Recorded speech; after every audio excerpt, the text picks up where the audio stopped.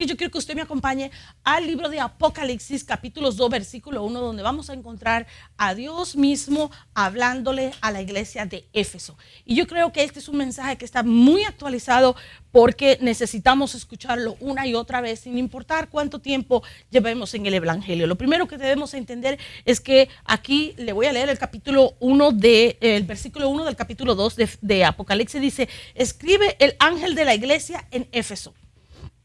Escribe al ángel de la iglesia en Éfeso, el que tiene las 7 estrellas en su diestra, el que anda en medio de los 7 candeleros de oro, dice esto. O sea, aquí vemos que Dios está allí y le está hablando a la iglesia. Este mensaje que está en el capítulo 2 de Apocalipsis no es para el inconverso. Este no es un mensaje para aquel que no conoce a Cristo. No es un mensaje para aquel que no ha oído del evangelio. Este es un mensaje para la iglesia de Cristo. Y lo primero que entendemos en este pasaje es que es un mensaje para la iglesia, pero fíjese bien, la palabra ángel que aparece aquí, que es la palabra ángelos en griego, no solo quiere decir mensajero, o sea, alguien que lleva un mensaje, alguien que, ¿verdad?, pues trae el mensaje, pero por implicación está hablando del pastor. O sea, el ángel de la iglesia de Éfeso era el pastor, el que se dirigía al pueblo de Dios. Entonces Dios le está diciendo a este pastor: háblale de esto a mi iglesia, llévale este mensaje a mi iglesia necesita escuchar esto. Y aquí vemos que el ángel de la iglesia, ¿verdad?, el pastor, tendría que llevarle esto a la congregación, tenía que mostrarle este mensaje a la congregación, debía decirle lo que Dios estaba hablando al pueblo de Dios. Así que vamos a ver el versículo 2:7 dice: el que tiene oídos, oiga lo que el Espíritu dice a las iglesias. Al que venciere, le daré a comer del árbol de la vida, el cual está en medio del paraíso de Dios. En otras palabras, para usted poder vencer, escuche bien, para usted poder ser victorioso, para usted poder caminar en esa victoria de la cruz, usted tiene que escuchar lo que Dios le está diciendo a su iglesia. Tiene que prestar atención a las palabras de Dios. No hay duda de aquí es Dios enviando este mensaje y revela su identidad en el versículo 1. Dice que está caminando en medio de la iglesia, que está caminando en medio de las 7 iglesias. En otras palabras, mientras usted se sienta a recibir un mensaje, ya sea en su casa, en la congregación, cuando se reúne físicamente, cuando usted está ahí, Jesús anda caminando por medio de su iglesia. Dice la palabra de Dios que Él está en medio de la alabanza de su pueblo. Dice que cuando 2 o más se reúnen en su nombre,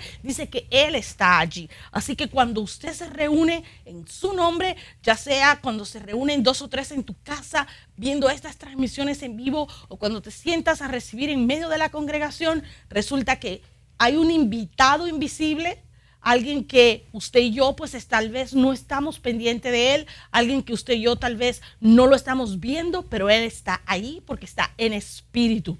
Así que es importante que usted lo entienda, que él camina entre nosotros, camina con nosotros, no lo podemos ver, pero él está ahí. Y cuando pasas a tu lado, él te dice: yo sé, yo conozco, yo te veo, yo he visto.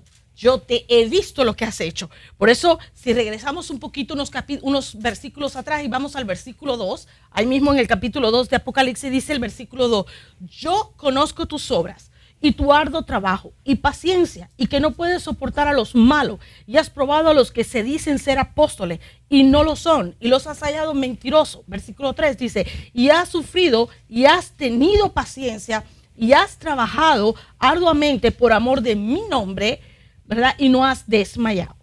Jesús se pasea en medio nuestro, ¿verdad? Él camina en medio de la iglesia y dice: yo sé, yo te conozco, yo te he visto. Él quiere que tú sepas que Él lo sabe todo. Él te conoce a ti, conoce al otro, me conoce a mí, nos conoce a todos. Jesús te está diciendo: yo estoy bien informado de todo lo que se concerniente a ti. Muchos no entienden que a pesar de la pandemia, Jesús sigue siendo Dios. Muchos han dejado de pues conectarse con los servicios virtuales, o se han desconectado de Zoom, ya no quieren participar de un discipulado, no quieren recibir o no quieren hacer ciertas cosas porque, bueno, pues estamos en la pandemia y bueno, hay una excusa, pero Jesús sigue siendo Dios y Él te sigue diciendo: yo te he visto, yo te veo, te vi ayer, te veo hoy y te veré mañana. O sea, Jesús sigue viendo, Jesús sigue caminando en medio de su iglesia y conoce todo lo concerniente a tu vida, a tu familia, tu ministerio. Y él dice a su iglesia estas cosas. Lo primero que le dice, acá vemos, hay 5 cosas que Jesús le dice a la iglesia de Éfeso. Y es importante que tú y yo entendamos esto. De esas 5 cosas, tú y yo somos partícipes. Y entiéndelo bien, Jesús le está hablando a la congregación, pero el mensaje es individualmente para cada uno de los miembros de esa congregación. Y lo primero que le dice Jesús a la iglesia es: yo sé que eres una iglesia de servicio. Escucha bien, familia Manasés. Escucha bien, aquellos que están conectados con la familia Manasés. Tal vez eres parte de una iglesia hija en cualquier parte del mundo. Eres parte de la familia Manasés, o simplemente te conectas con nosotros desde cualquier parte del mundo. Eres parte ya de nuestra familia. Déjame decirte, somos una iglesia de servicio. La iglesia Manasés es una iglesia de servicio. Yo le doy muchas gracias a Dios por todos aquellos obreros de la casa que siempre se han esforzado, que han servido y que siguen sirviendo, especialmente aquellos que han estado fielmente cada miércoles, cada jueves, cada domingo, los viernes con los jóvenes, los sábados con los niños, y siguen sirviendo y siguen, ¿verdad?, dando todo de sí mismo. Yo le doy muchas gracias a Dios por su vida. Somos una iglesia que le gusta servir a Dios. Somos una iglesia de servicio y que le damos el todo por el todo a Dios. Y yo doy gracias a Dios. Así que la congregación de Éfeso era ese tipo de iglesia. Una iglesia que servía a Dios y que hacía la obra de Dios. Y Jesús le dice: yo estoy al tanto de tu servicio. Yo sé que eres una iglesia de servicio.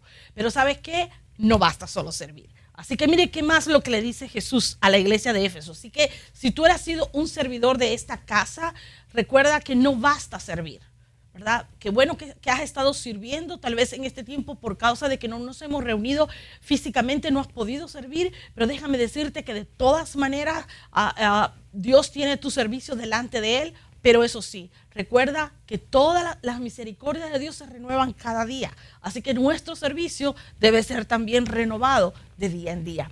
Y dice lo número 2 que le dice, lo siguiente que le dice Jesús a la iglesia de Éfeso es: yo sé que eres una iglesia esforzada. La frase arduo trabajo que aparece ahí en el original griego quiere decir trabajar arduamente hasta quedar exhausto. Fíjese bien. Qué tremendo está esto. Esforzarse hasta sudar, dando todo hasta ver la obra del ministerio hecha. Mire qué tremendo esa pequeña frase, todo lo que quiere decir. Ellos hacían la obra e iban más allá, ¿verdad?, con su esfuerzo, por ver que el ministerio y el reino avanzar. Ellos simplemente no se quedaban con los brazos cruzados. Ellos servían, trabajaban, ponían todo de sí mismos, iban más allá, ¿verdad? Ellos caminaban más allá, se esforzaban incansablemente. ¿Y qué Jesús le estaba diciendo? Yo sé, yo estoy al tanto de tu esfuerzo, yo estoy al tanto de tu arduo trabajo. O sea, no solamente le estaba hablando, sí, yo conozco tu servicio, estoy al tanto de tu servicio, pero también estoy al tanto de tu arduo trabajo.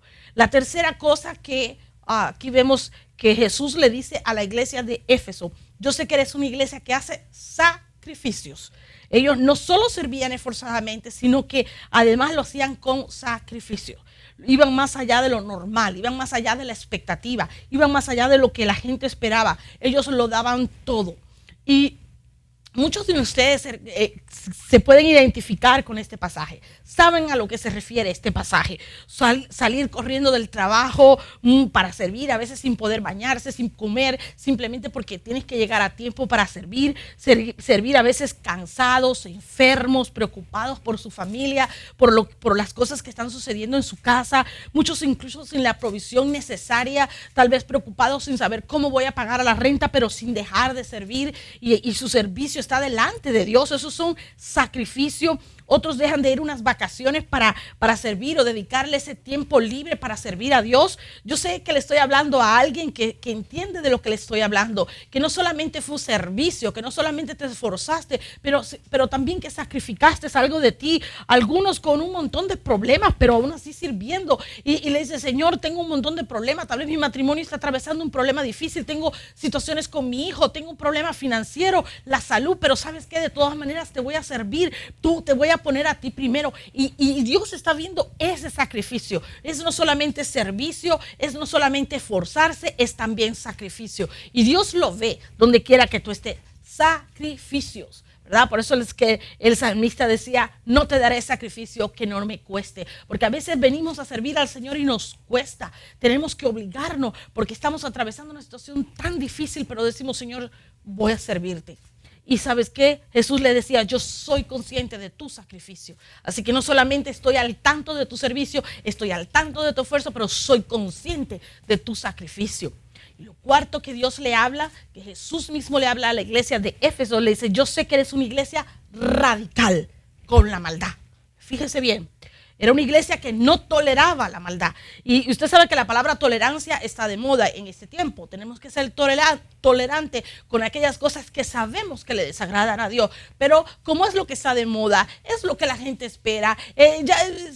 No queremos ser tildados de religioso. No queremos que la gente nos mire mal. Entonces ahora empezamos a tolerar el pecado. Empezamos a llamar al pecado, ¿verdad?, bueno. Y a lo bueno lo empezamos a llamar malo, pasado de moda. Eso ya no se usa. Ahora tenemos que ser tolerantes. Hay muchos tipos de familias ahora. Ahora que cualquiera se pueda casar, que cualquiera pueda tener un hijo. Hay algunos que se casan hasta con un trozo de madera. Pues no hay ningún problema con eso. ¿Cuál es el problema? O sea, la palabra tolerancia nos las han estado infiltrando de tal manera que en el día de hoy, pues ahora somos tolerantes con el pecado. En cambio, era una iglesia radical. Era una iglesia que probaba a los hombres y a las mujeres de Dios. Probaba a aquellos que se autoproclamaban como hombres y mujeres de Dios. Era una iglesia que discernía la falsedad y la apostasía. En otras palabras, era una iglesia que conocía bien la doctrina, la palabra de Dios. Porque la única manera que tú puedas identificar lo falso de lo verdadero es cuando tú conoces la palabra de Dios. La palabra de Dios nos da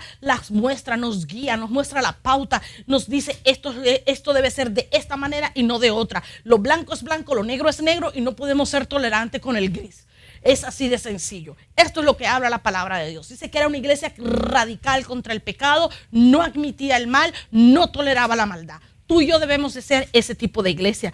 Ellos verificaban y examinaban la gente, las cosas con la escritura. ¿Para qué? Para encontrar lo que era consistente con la palabra e inconsistente con la palabra. Si era consistente, si mantenía la palabra de Dios, entonces era algo verdadero. Era lo que Dios quería que se hiciera. Muchos de nosotros aún todavía fluctuamos. Somos como dice el Santiago, somos, ¿verdad?, veletas al viento, que todavía no hemos anclado, ¿verdad?, en la palabra, y aún todavía encontramos, ¿verdad?, ciertas inconsistencias en nuestra vida. Debemos ser radicales, debemos ser dirigidos por la palabra de Dios, debemos pararnos en ese fundamento para poder ser conocidos como hombres y mujeres de verdad que predican el evangelio, que viven la palabra de Dios, que caminan en ella y que hacen lo que Dios espera que hagamos. Así que tú y yo debemos de ser esa iglesia radical, una iglesia que sirve, una iglesia que se esfuerza, una iglesia que hace sacrificio, pero una iglesia que conoce la palabra de Dios,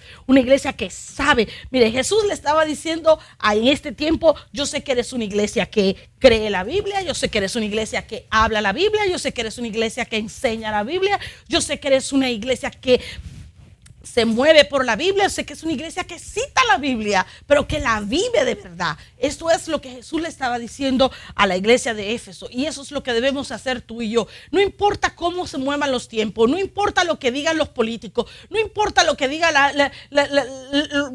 Wall Street, no importa la economía mundial, lo que importa es qué dice la palabra de Dios al respecto. Tú y yo debemos vivir por la palabra de Dios y no ser tolerante y no fluctuar y no ser un día una cosa y mañana otra. Debemos ser todos los días lo mismo, consistente a la palabra de Dios. Y por último, la quinta cosa que Jesús le habla aquí en la iglesia de los Éfesos, y quiero antes de entrar a esto, recuerda, aquí estamos hablando hoy acerca de este mensaje que Dios le entrega a la congregación, a la iglesia de Éfeso, pero que va dirigido a cada individuo de aquella congregación. Y Jesús le estaba diciendo, yo sé que eres una iglesia que sirves, yo sé que eres una iglesia que te esfuerza, que trabajas arduamente, yo sé que eres una iglesia que haces sacrificios, ¿verdad? Yo también sé que eres una iglesia que conoce mi palabra, que no tolera el pecado, que es una iglesia radical, que vive la palabra de Dios, que vive la Biblia. Lo último que la iglesia,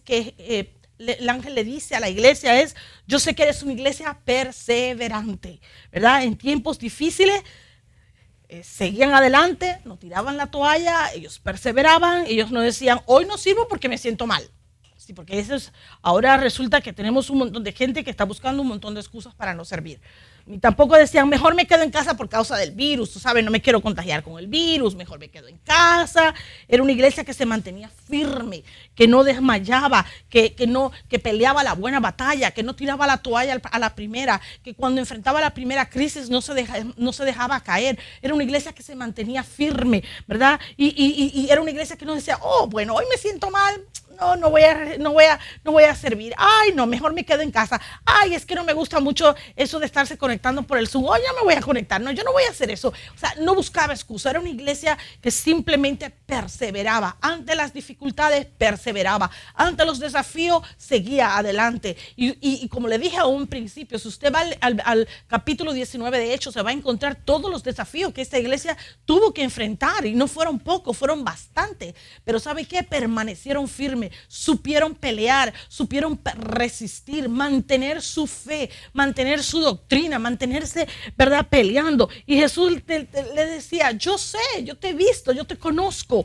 yo sé. Él te sigue diciendo hoy: estás sirviendo, te estás esforzando, te has sacrificado, has aprendido bien la palabra, no has desmayado, eres una iglesia modelo. En otras palabras, ya lo sé, yo lo he visto, pero, y ahí viene el famoso pero, ¿verdad? Jesús tenía un pero. Así que vamos a ver el pero de Jesús, ¿sí? Quiero recordarte que esta noche vamos a estar orando por tu necesidad, así que somete tus peticiones de oración. Si tienes un testimonio, déjanoslo saber. Estamos hablando de la prioridad primera en tu vida. ¿Qué es lo primero en tu vida? Y aquí estamos tomando como modelo, como ejemplo, la iglesia de Éfeso. Vemos al Señor Jesús que viene y le lleva un mensaje que incluye 5 diferentes aspectos, donde Él afirma la iglesia, donde Él pues le dice a la iglesia, la elogia a la iglesia, le dice: oye, estás haciendo esto y esto y esto y esto bien. Yo te he visto, yo te conozco, yo sé que has hecho esto. Pero aquí mismo el elogio se convierte en una crítica, en una reprensión. Y mire lo que dice Apocalipsis 2:4. Dice: pero tengo contra ti que has dejado tu primer amor. Escucha bien: de nada sirve tu servicio, tu esfuerzo, tu sacrificio, que conozcas la palabra de Dios y la recites de la Génesis al Apocalipsis, que persistas si tú has dejado tu primer amor. Es importante que entiendas que para Dios lo primero es ese primer amor. Es importante. Él dice: pero tengo algo contra ti, tengo una cosa contra ti. Has dejado tu primer amor. Un momento. Escuche bien. Jesús acaba de decir 5 cosas. 5 cosas impresionantes que le gustan de ti y de mí. Pero le dice a la iglesia sí, 5 cosas que tal vez le gustaban de la iglesia de Éfeso, o que tal vez le gustan de la iglesia de Manasés, o de cualquier pastor que ahora está conectado con nosotros, le gusta de tu ministerio además. Cualquier cosa de esa. Pero eso dice: pero yo he visto todo lo bueno que has hecho, pero tengo una cosa contra ti: has dejado tu primer amor. Que de acuerdo con este pasaje, es evidente que una iglesia puede ser servidora y tener servidores, ¿verdad?, dentro de la iglesia, y haber dejado el primer amor. Es evidente que una iglesia puede ser esforzada, valiente, y tener creyentes esforzados y valientes y haber dejado el primer amor. Es evidente que una iglesia puede ser sacrificada, ¿verdad?, ponerlo todo de sí y tener gente sacrificada, gente que camina la milla extra, pero haber perdido el primer amor. Es evidente que una iglesia puede ser conocedora de la palabra y tener creyentes que conocen bien la escritura, pero haber dejado el primer amor. Y por supuesto es evidente que la iglesia puede ser perseverante, tener creyentes persistentes y haber dejado el primer amor. En conclusión, tú puedes estar haciendo muchas cosas buenas y estar en una relación incorrecta con Dios. Escucha bien, lo voy a repetir. Puede que hayas estado haciendo muchas cosas buenas, pero puedes estar en una relación incorrecta con Dios. ¿Por qué? Porque lo que estás haciendo no está salpicado con el primer amor. Amar a Dios es perseguir apasionadamente lo que a Él le agrada. Escúchame bien, amar a Dios es perseguir apasionadamente lo que Dios le agrada. Y fíjense en esto, estoy segura que muchos de ustedes que están del otro lado, muchos creyentes que ahora pues Dios les está de alguna manera confrontando, les está mostrando una radiografía espiritual que no quieren ver, se estarán diciendo, yo amo a Dios, yo amo a Dios, yo no tengo problema con el amor a Dios, yo amo a Dios, yo amo a Dios, pero es más, estoy segura que ahora muchos de ustedes están diciéndolo o pensándolo siquiera, por lo menos pensándolo. Entienda esto, el Señor nos está quejando de que no lo quieran. En ningún momento usted ve en este pasaje que Dios dice, es que no me aman. No, eso no es lo que está diciendo Dios. Él está reclamando que no lo aman a Él primero. O sea, amarlo no es el problema es amarlo a Él primero. Muchos de nosotros hemos dejado nuestro primer amor. ¿Has dejado tú el primer amor? Jesús le decía, ustedes todavía me aman, pero ya no me aman a mí primero. Y este es el problema. El problema no es que no lo amaran. El problema, fíjese bien que por causa de ese amor que tenían por Dios, pues lo servían, se sacrificaban, se esforzaban, perseveraban, aprendían la palabra, pero ese no era el problema es que no lo amaban a Él primero. Y Jesús le dice, yo tengo que ser lo primero, no me están amando primero. Déjenme explicarle algo acerca de Dios que todos debemos saber. Vamos a poner las cosas claras aquí, ¿verdad? Hay cosas que Dios no puede hacer. Antes de que diga, la pastora estaba predicando falsa doctrina, déjeme explicarle. Porque creemos que Dios puede hacerlo todo, ¿verdad? Nos han enseñado que Dios puede hacerlo todo, pero no es cierto. Eso no es cierto. Así que pongamos esto bien en la perspectiva correcta. Hay cosas que Dios no puede hacer. Por ejemplo, Dios no puede mentir. Dios no puede mentir. Dios es inmutable, Él es veraz y dice que por tanto Él no puede mentir. O sea, Dios no puede mentir, punto. Esa es una de las cosas que Dios no puede hacer. ¿Qué otra cosa Dios no puede hacer? Dios no puede pecar. Dice la palabra de Dios que Él es santo. No que Él es santo, sino que Él es 3 veces santo. Por tanto, Él no puede pecar. En Él no hay pecado. En Él no hay maldad. Escuche bien, nunca lo hubo, no lo hay, no lo habrá. Por tanto, Dios no puede pecar. Hay cosas que Dios no puede hacer. ¿Qué otra cosa no puede Dios hacer? Él no puede dejar de ser Dios. Escúcheme bien. Iglesia, escucha bien, Dios no puede dejar de ser Dios. Dios no puede actuar en contra de su naturaleza, en contra de su esencia, en contra de quién es Él, porque dejaría de ser inmutable, dejaría de ser ese Dios incambiable, ese Dios veraz, se convierte en uno más, se convierte en ti y en mí. Por eso es que Él no puede dejar de ser Dios. No puede dejar de ser santo, no puede dejar de ser un Dios, el Dios que es Él. Otra cosa que Dios no puede dejar de ser, Él no puede dejar de existir. Es otra cosa que Dios no puede dejar de hacer. Él no puede dejar de existir. ¿Por qué? Porque Él es Dios eterno.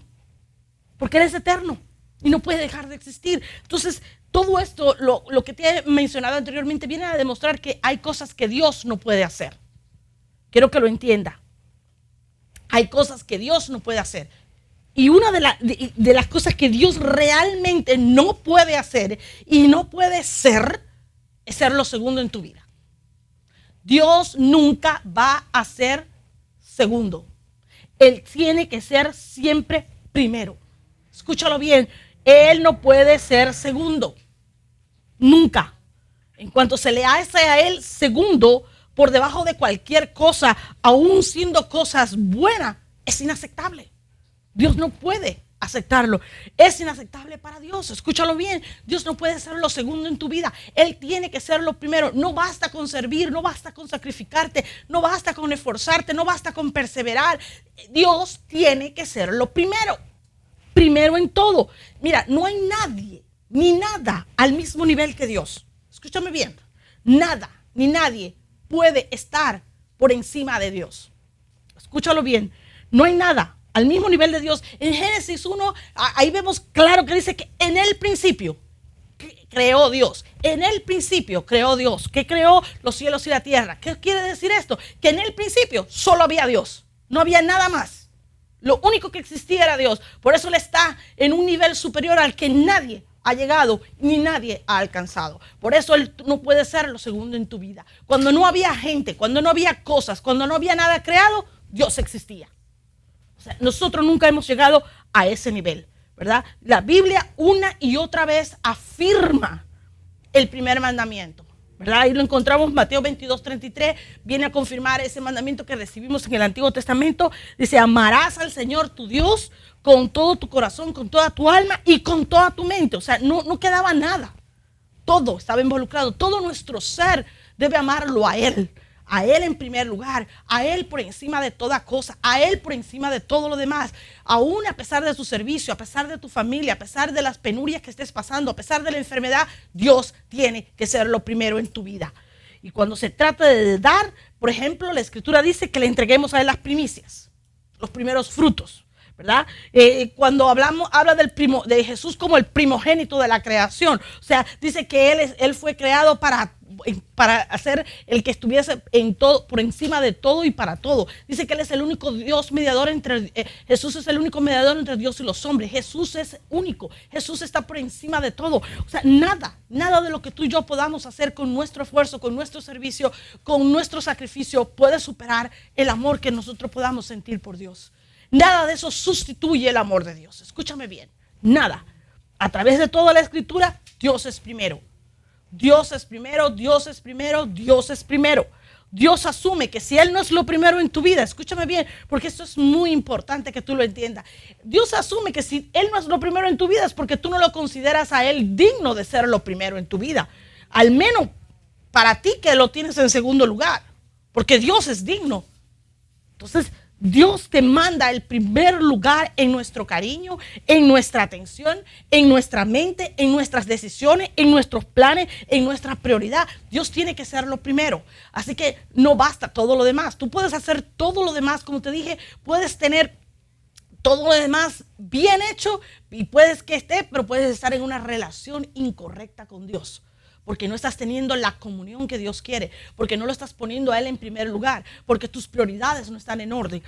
Es que has puesto a alguien o algo primero. Ese algo o ese alguien viene a ser tu Dios. Y cuando ahora Dios tiene competencia en tu vida, cuando tú pones a algo o a alguien por encima de Dios en tu vida, alguien está compitiendo por la atención de Dios. Alguien está compitiendo por el tiempo que tú le das a Dios. Hay competencia en tu vida. Fíjate bien, Él no te dice, tú no me amas. No, Él no ha dicho eso. Sino más bien, tú no me amas a mí primero. Porque tenemos que amar a Dios primero, por encima de lo demás. Él te está diciendo, yo no soy lo primero, yo no soy tu prioridad. Y continúa diciendo, yo no sé ser lo segundo. Porque Dios no sabe ser segundo. Porque Dios siempre ha sido primero. La preeminencia de Dios está establecida por toda la Escritura. Y no hay nada ni nadie que pueda discutirle el primer lugar a Dios. Los creyentes y la iglesia han pecado muchas veces de poner a Dios en segundo lugar por algo o por alguien.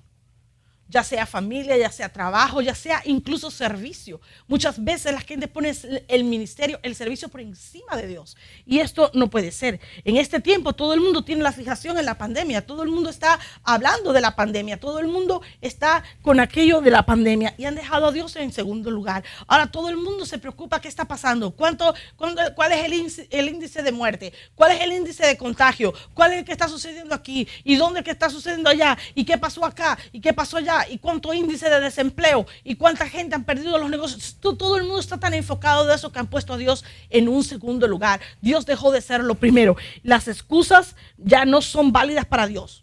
No hago discipulado. Porque no me gusta conectarme. No voy a conectarme a los servicios en línea hasta que la iglesia no se reúna físicamente porque no me gusta con esto de estar en el internet. No voy a conectar a mis hijos a la iglesia de niños porque estoy ocupado, voy a salir, tengo algo que hacer. Y la de los jóvenes todavía está peor porque han dicho que se quedan dormidos. Imagínese usted. Y no participan ni de sus discipulados ni de sus servicios porque se quedaron dormidos, salieron con la familia, hicieron eso, hicieron aquello. Excusas. Esas excusas le están diciendo a Dios, tú no eres lo primero en mi vida. Esas excusas le están diciendo a Dios, tú no eres mi prioridad. Tú no eres lo primero. Tú no eres lo mejor y mayor en mi vida. O sea, le están quitando el valor a Dios. Y Dios preguntando, ¿dónde está mi honra? ¿Dónde está mi honra? Todas esas excusas le están anteponiendo a Dios. Él no dice, tú no me amas, sino más bien, tú no me amas a mí primero. Sí, tú me amas, pero no primero. Primero te amas a ti mismo, primero amas a tu familia, primero amas tu trabajo, primero amas tu, no sé, tu tiempo de dormir. A esos que se quedan dormidos. Debería darle vergüenza, ¿verdad? El costo de esto es grande para nosotros, para nuestra vida espiritual y nuestra experiencia con Él. Apocalipsis 2:4 dice, pero tengo una cosa contra ti, que has dejado el primer amor. Has comprometido religión por relación. O sea, se convirtió en una religión tu vida. Cuando pusiste algo enfrente de Dios, creaste un ídolo. Y ese ídolo es tu Dios. La peor parte es que muchas veces dejamos el primer amor y ni siquiera nos damos cuenta que lo hemos dejado, que Él ya no está. Ya no sabes cuándo. ¿Cómo sabes que has dejado el primer amor? Cuando te cuesta buscar de Dios. Cuando tienes que esforzarte para encontrar un tiempo para estar con Él, mientras que tienes tiempo para muchas otras cosas. Justificamos nuestra falta de búsqueda con excusas y llenamos nuestro tiempo con otras cosas. Nos pesa buscar a Dios. Eso es porque has perdido el primer amor.